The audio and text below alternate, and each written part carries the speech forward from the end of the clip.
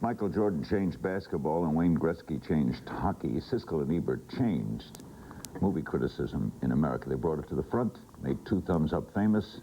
Now it's only 1 thumb up. That thumb belongs to Roger Ebert. He's with us from Chicago on this very sad... What was the funeral like? Well, Larry, as you can imagine, it was sad, but it was a tribute to Gene, and not only as a film critic, but also as a family man and as a person who really made a legion of friends and had a lot of admirers in the city of Chicago and all over the country. In all the questions being asked today, we haven't heard any of why. What did he do? How did he die? Well, Gene wanted that to remain private because he was protecting his family, I think, from publicity. He didn't want a lot of articles in the tabloids, and I respected that. Now that he's dead, we do know why he died and how he died, but I feel that in respect to his wishes, I don't want to share that. Even after death? I'll leave it up to his family to do that. All right. It was obviously, connected with the brain surgery, correct? Yes, it was, yes. Did you know it was did you know before Saturday that he was in dire trouble? I knew that he was in pain in recent weeks, but he never complained. He was moving slowly, and you could see that he was in pain, but he didn't complain and he didn't talk about it. And even on our last show, which we did just 3 weeks ago, he came to play. He came to be a film critic. And to be feisty and to take you on. At one point, something went a little bit wrong, and the director said, "Can you do that again?" And Gene said, "I'll do it 40 more times if you want me to." He had a wonderful spirit, and I think that it was an inspiration to me that for the last 8 or 9 months, he continued to do the show and to do his print work and his other jobs just as if he wasn't sick. When he took time off, did you fully expect him to come back? I hoped that he would come back. I had my fears because I could see that he was weakening. But I never believed that this news would come so quickly with such a crushing blow. I wanted to believe that he would be back because we worked together for 24 years, and it was a relationship that became very important, and it really was a working relationship. We had all kinds of little vibes that we shared with each other, Larry. We kind of knew when the other guy was going to stop talking, or there was a verbal shorthand. We had been through so many movies together and so many experiences together that we could read each other's minds sometimes. How were you told, Roger? I got a call from our producer who, I was out of state. And so Marlene, his wife, tried to reach me, couldn't reach me, and called the producer who was able to find me. And then I talked to her immediately. And how are they holding up, the kids and the wife? It's really tough. It's really tough. You know, in the Jewish faith, very family-oriented, very Jewish. Yes. In the Jewish faith, you know, there's a tradition that the family and friends fill in the grave, actually move the earth into the grave. And Marlene left, she put down the first layer of earth on top of the casket, and it was, I think everybody there was really, really devastated and touched by that. Some things in life are not replaceable. What does Roger Ebert do? Well, I'll tell you one thing. I know that Gene Siskel would agree with me on this, that the show was worth doing because it's just about the only serious film criticism on a national weekly basis.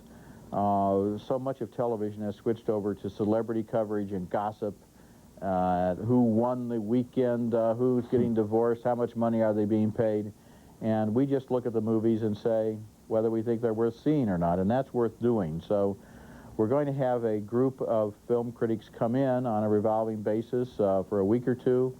Our first substitute was Tom Shales of the Washington Post, and we're going to continue to carry on and hope that the show will continue to perform the same function that it has. I think Gene would want us to do that. Is that Shales, of course, the Pulitzer Prize-winning television critic, who also criticizes movies for NPR, I think? Yes, he does, yes. And so you'll be using others. Is this a search for a co-host?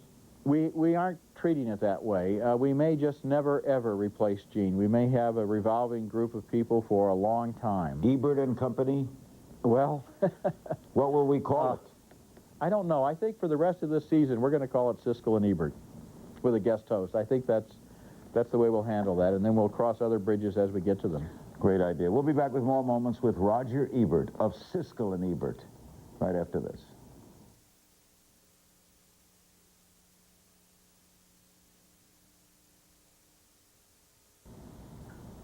We're spending some time with Roger Ebert in our remaining moments tonight. Once, back in 1988, I asked Gene Siskel what experience made him want to become a movie critic.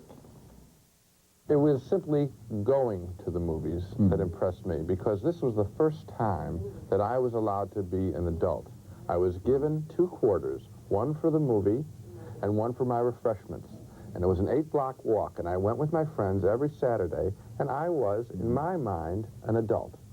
And that's the magic of movies. It's the first time that a child gets to make his own decisions. Multiplex theater now, which one will I see? Yeah. It is really, I think that's why they hook us so early, why everyone wants to be in the movies or see them or talk about them. It'll never go away. You wrote a stirring tribute in the paper yesterday, and you wrote that friendship grew, right? Like that time, that's 11 years ago. Were you close then? Yes, we were. It started out as a professional competition so ferocious that for the first 6 years that we were working across the street from each other on Chicago newspapers, we hardly had a single conversation. The last competitive newspaper town in America, and you two were the competing critics. The Sun-Times versus the Tribune. Yeah. Then we were put together on this show, and for a long time, I think we fought it out on the show before we suddenly realized, hey, we're doing this show together. This is something we're building together. And from then on, it became an altogether different ballgame, although we were still very worked up sometimes about our disagreements. I respected him. He was a very smart man. He was rigorously honest. He had very high standards. It's going to be more difficult for you now, not only emotionally, but you've got to help along co-hosts who are not used to hosting. I really different admired ballgame than guesting.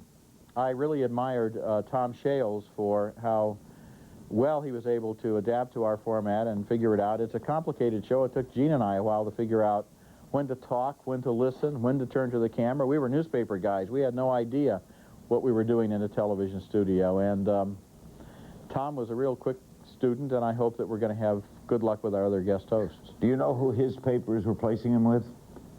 Do we know yet who your new competition in town will be? The Tribune has film critic Michael Wilmington, who has been there for about 3 years, and or a little longer, and he will remain in place along with a group of other critics, Mark Caro, for example, and John Petrakis, and they will continue to do their job. But Gene's column will no longer appear, and for the first time in a long time, his Beat Siskel Oscar contest isn't going to appear, although he was working on it as recently as last Thursday, trying to figure out who was going to win the Oscars so that he could outguess his readers. What was his track record in that?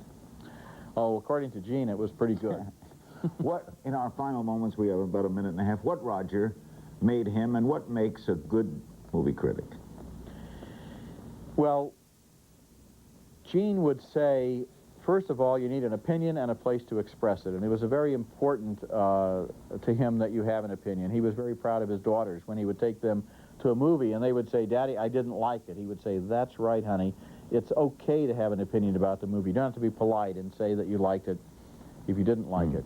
Apart from that, he was there. The person is there in the theater. You have to give your own opinion, not a fashionable opinion, not a politically correct opinion, your opinion. You saw the movie, how did you react? And that's what you always got from Gene, his visceral, immediate response.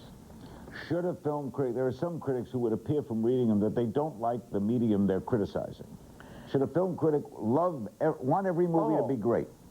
That's what Gene said over and over. He said, I'm not crazy. I wouldn't go to the movies expecting to have a bad time. Every time I sit down in a theater, Gene liked to say, I hope to have a great time at the movies.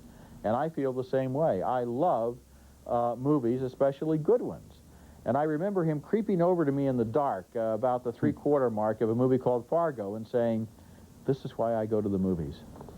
He was so delighted that it was so good. And it's why we watch you, and congratulations on keeping that name. Thanks. Thanks, Roger. Siskel and Ebert remain with guest co-hosts.